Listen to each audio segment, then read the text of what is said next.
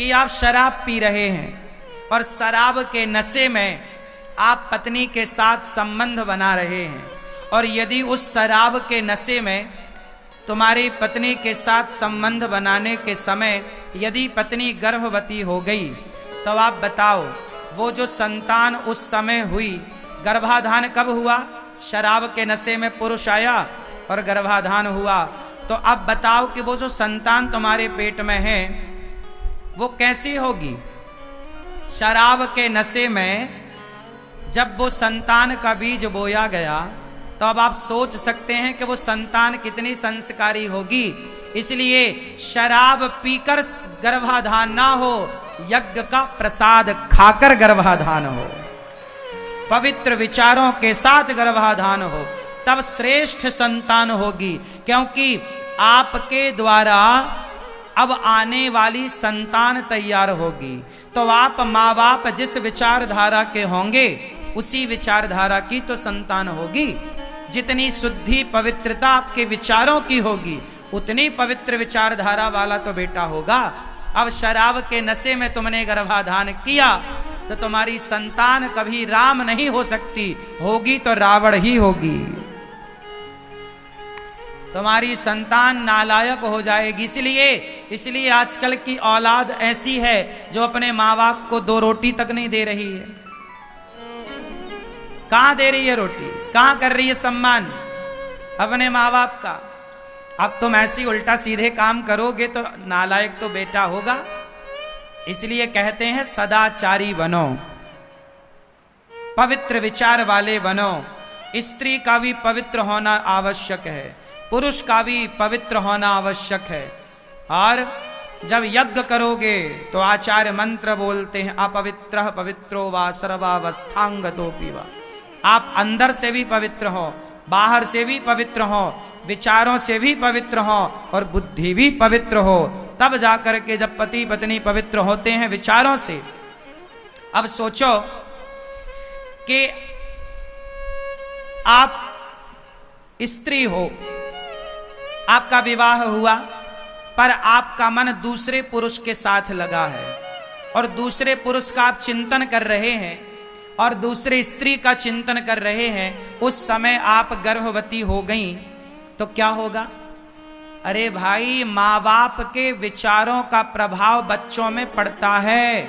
कई बीमारियां ऐसी हैं जो माँ बाप को होती हैं तो बच्चों को होती हैं। यदि बीमारी माँ बाप से बच्चों तक जा सकती है तो फिर विचार बच्चों तक क्यों नहीं जाएंगे? आपके संस्कार बच्चों तक क्यों नहीं जाएंगे? जाएंगे। आप लोग ये बात समझते नहीं हैं। आजकल शादी का मतलब केवल भोग विलास है, इससे ज्यादा कुछ नहीं है। विवाह करके लड़के लड़कियां क्या क्या उल्टे सीधे काम आप करते हैं, इसलिए संतान आपकी बिगड़ती है। श्रेष्ठ संतान चाहिए, विवेकानंद जैसा, महाराणा प्रताप जैसा और झांसी की रानी जैसी बेटी चाहिए, तो आपको सदाचारी बनना पड़ेगा। क्योंकि सदाचारी माँ बाप की संतान ही विवेकानंद हो सकती है, सदाचारी माँ बाप की संतान ही झांसी की रानी हो सकती है, सदाचारी माँ बाप की संतान ही पृथ्वीराज और शिवाजी हो सकते हैं। दुराचारी माँ बाप की संतान से सदाचारी संतान ना होगी। दुराचारी माँ बाप से सदाचारी संतान की कामना करना भी सही नहीं। पुत्र हो जाए बड़ी बात नहीं है, लायक पुत्र हो जाए ये बहुत बड़ी बात है। और लायक पुत्र कब होगा? जब यज्ञ होगा। क्या होगा? पहले के लोग बच्चा पैदा करने के पहले क्या करते थे? बोलो। बच्चा पैदा करने के पहले क्या करते थे? यज्ञ करते थे। पहले के लोग, दशरथ जी ने यज्ञ किया। जब यज्ञ होगा तो यज्ञ का प्रसाद खाया माता कौशल्या ने, खीर। और जब यज्ञ का प्रसाद खाया तो यज्ञ भगवान की कृपा से भगवान का जन्म हुआ, प्राकट्य हुआ। राम लक्ष्मण भरत शत्रुघ्न प्रकट भये। किसके प्रभाव से? जोर से, जोर से, यज्ञ के प्रभाव से। इसलिए मैं आपसे कहूं कि आप भी विवाह करो और विवाह करने के बाद थोड़ा भगवान में मन लगाओ। भगवान में मन लगाकर प्रभु का आशीर्वाद लेकर फिर अपनी गृहस्थ जिंदगी को, गृहस्थाश्रम को प्रारंभ करो। आजकल क्या होता है, लड़का लड़की शादी करते हैं और सीधा हनीमून मनाने फुर्र, है ना। शादी हो गई बस। शादी आजकल लोग करते क्यों हैं? पहले के लोग विवाह क्यों करते थे और आज के लोग विवाह क्यों करते हैं? आपको पता है, दोनों विचारधारा अलग अलग हो गई है। पहले के लोग विवाह करते थे कि हमारी श्रेष्ठ संतान होगी, अच्छी संतान हो। पहले के लोग विवाह करते थे, इसलिए चलो आपसे मैं एक छोटा सवाल पूछ ही लूं। आप में से कितने लोगों ने विवाह किया है? जिनका हो गया वो हाथ उठाएं। क्यों? ओ पंचायती भैया, ब्याह हो गया आप लोगों का? ब्याह क्यों किया आप लोगों ने? हाँ, पता नहीं है, बस हो गया। विवाह क्यों किया जाता है? विवाह का उद्देश्य क्या है? तो सुनो, हमारा जो भारत है, हमारी जो सनातन संस्कृति है, हमारे हिंदू संस्कृति में, हमारी सनातन संस्कृति में विवाह इसलिए किया जाता है क्योंकि बिना विवाह के आप लोग यज्ञ करने के अधिकारी नहीं होते। विवाह के बाद ही आपको शास्त्र यज्ञ करने का अधिकार देते हैं।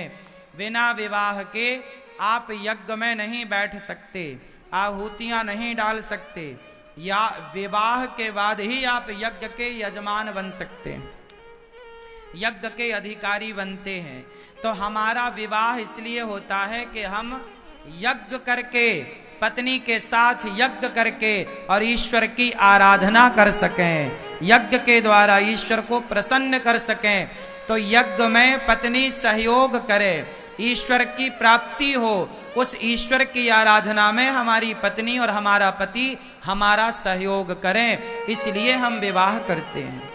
क्योंकि भगवान राम ने जब यज्ञ किया, तो राम ने जब यज्ञ किया तो वशिष्ठ जी ने कहा कि आप यज्ञ नहीं कर सकते। क्यों? क्योंकि आपकी पत्नी आपके साथ नहीं है। जाओ पत्नी को लेकर आओ। तब पत्नी को तो ला नहीं सकते थे, उस समय माता सीता वनवास में थी। तब सोने की सीता बना के राम जी को बिठाना पड़ा। किसकी सीता बनाना पड़ा? जोर से।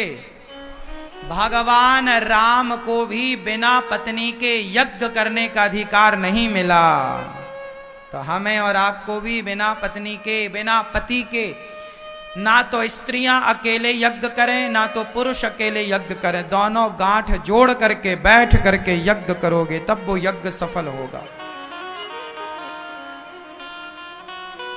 अब आजकल तो देखो बहुत सारी चीजें मनमानी चल रही हैं। आजकल तो स्त्रियां अकेले ही जाके यज्ञ करे आती हैं, हवन करे आती हैं, लेकिन ये विधान गलत है। आप अपने पति के साथ ही यज्ञ की आहुतियां डालने का अधिकार रखती हो, अकेले नहीं। यज्ञ करो पर दोनों साथ बैठकर। या फिर आपका पति नहीं है तो एक और उपाय है। जैसे आपका पति किसी काम से चला जा रहा है और आपको यज्ञ में बैठना है, और पति है नहीं, चूंकि उसे जाना पड़ रहा है, इमरजेंसी है, और यज्ञ भी घर में है। सत्यनारायण भगवान की घर में कथा है, और सत्यनारायण भगवान की कथा में एक छोटा सा यज्ञ तो होता ही है, हवन तो होता ही है। अब पति है नहीं तो क्या करो? तो फिर एक काम करो, जो आपका दुपट्टा है और जो पति का दुपट्टा है, जिसे गठजोड़ बोलते हैं, गठजोड़ होता है ना पति पत्नी का, तो आप एक काम कर सकते हैं कि पति नहीं है तो पति की जगह वो पति का गठजोड़ा आप अपने बगल में रख करके, और पति ना हो, जैसे शुरू करा के पति चला गया या किसी इमरजेंसी में जाना पड़ रहा है, तो आप पति का जो गठजोड़ा है, जिसमें सुपारी बांधी जाती है, हल्दी की गांठ बांधी जाती है, और पति पत्नी का गठजोड़ा होता है ना, हाँ या ना, जोर से, तो वो जो बंधा हुआ है वो रख के आप फिर कर सकते हैं। फिर पति आए तो बाद में वो भी सम्मिलित हो जाए। जब तक नहीं है तब तक आप कर सकते हैं। तो पति का होना आवश्यक है, पत्नी का होना आवश्यक है यज्ञ के लिए। तो हम सनातनी जो हैं वो पत्नी को यज्ञ का सामान समझते हैं, भोगों की वस्तु नहीं समझते स्त्रियों को। देखिए हमारे समाज में, हमारे हिंदू धर्म में नारी का कितना बड़ा सम्मान है कि हमारे यहाँ नारी के बिना यज्ञ नहीं होता। नारी के बिना मतलब हमारे यहाँ स्त्री यज्ञ का सामान है, यज्ञ की वस्तु है, ना कि भोगों की। हिंदुओं के सिवा, सनातनियों के सिवा किसी भी मजहब पंथ में जाकर देखो तो स्त्री को केवल भोग का सामान माना जाता है। एक सनातन धर्म है जहां स्त्री को यज्ञ की वस्तु मानी जाती है, ये यज्ञ की वस्तु है। इसलिए हमें विवाह करना चाहिए और विवाह करके यज्ञ करना चाहिए, और यज्ञ के बाद ही फिर संतान की ओर, संतान उत्पन्न करने की ओर मन लगाना चाहिए। यज्ञ के बाद जब संतान होगी तो श्रेष्ठ संतान होगी, संयमी होकर के संतान प्राप्त की जाए। भोगी विलासी, अब सोचो कि आप शराब पी रहे हैं और शराब के नशे में आप पत्नी के साथ संबंध बना रहे हैं, और यदि उस शराब के नशे में तुम्हारी पत्नी के साथ संबंध बनाने के समय यदि पत्नी गर्भवती हो गई, तो आप बताओ वो जो संतान उस समय हुई, गर्भाधान कब हुआ? शराब के नशे में पुरुष आया और गर्भाधान हुआ। तो अब बताओ कि वो जो संतान तुम्हारे पेट में है वो कैसी होगी? शराब के नशे में जब वो संतान का बीज बोया गया तो अब आप सोच सकते हैं कि वो संतान कितनी संस्कारी होगी। इसलिए शराब पीकर गर्भाधान ना हो, यज्ञ का प्रसाद खाकर गर्भाधान हो, पवित्र विचारों के साथ गर्भाधान हो, तब श्रेष्ठ संतान होगी। क्योंकि आपके द्वारा अब आने वाली संतान तैयार होगी। तो आप माँ बाप जिस विचारधारा के होंगे उसी विचारधारा की तो संतान होगी। जितनी शुद्धि पवित्रता आपके विचारों की होगी उतनी पवित्र विचारधारा वाला तो बेटा होगा। अब शराब के नशे में तुमने गर्भाधान किया तो तुम्हारी संतान कभी राम नहीं हो सकती, होगी तो रावण ही होगी। तुम्हारी संतान नालायक हो जाएगी। इसलिए आजकल की औलाद ऐसी है जो अपने माँ बाप को 2 रोटी तक नहीं दे रही है। कहां दे रही है रोटी? कहां कर रही है सम्मान अपने माँ बाप का? अब तुम ऐसी उल्टा सीधे काम करोगे तो नालायक तो बेटा होगा। इसलिए कहते हैं सदाचारी बनो, पवित्र विचार वाले बनो। स्त्री का भी पवित्र होना आवश्यक है, पुरुष का भी पवित्र होना आवश्यक है। और जब यज्ञ करोगे तो आचार्य मंत्र बोलते हैं, अपवित्रः पवित्रो वा सर्वावस्थांगतोऽपि वा।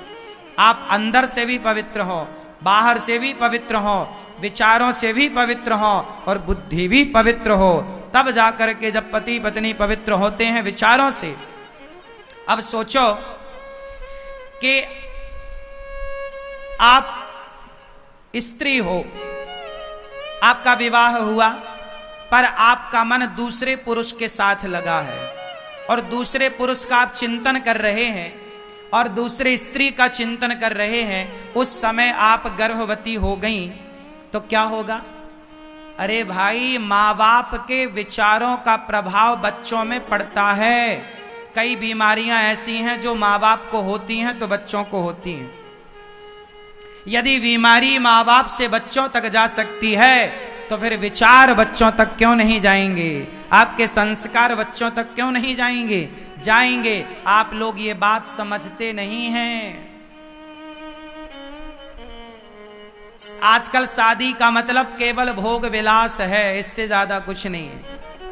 विवाह करके लड़के लड़कियां क्या क्या उल्टे सीधे काम आप करते हैं, इसलिए संतान आपकी बिगड़ती है। श्रेष्ठ संतान चाहिए, विवेकानंद जैसा, महाराणा प्रताप जैसा और झांसी की रानी जैसी बेटी चाहिए, तो आपको सदाचारी बनना पड़ेगा, क्योंकि सदाचारी माँ बाप की संतान ही विवेकानंद हो सकती है, सदाचारी माँ बाप की संतान ही झांसी की रानी हो सकती है, सदाचारी माँ बाप की संतान ही पृथ्वीराज और शिवाजी हो सकते हैं। दुराचारी माँ बाप की संतान से सदाचारी संतान ना होगी। दुराचारी माँ बाप से सदाचारी संतान की कामना करना भी सही नहीं। इसलिए कहता हूं, आज संतान सदाचारी होती तो वृद्धाश्रम बनाने की क्या जरूरत थी। आज संतान सदाचारी होती तो माँ बाप को बुढ़ापे में दर दर की ठोकर खाने की क्या जरूरत थी। इसलिए कहता हूं कि संतान को सदाचारी होना चाहिए। गौरी गोपाल आश्रम में हमारी वृद्ध माताएं रहती हैं, जिन माओं ने अपने बच्चों को पढ़ा लिखा कर योग्य बनाया, बड़े बड़े पदों पर बच्चे चले गए, जिन माँ बाप ने जिस माँ ने बच्चों का मलमूत्र धोया, जिस माँ ने अपने बच्चों के लिए सर्वस्व न्यौछावर किया, वो माँ बाप आज बेचारे परेशान हैं औलाद के होते हुए।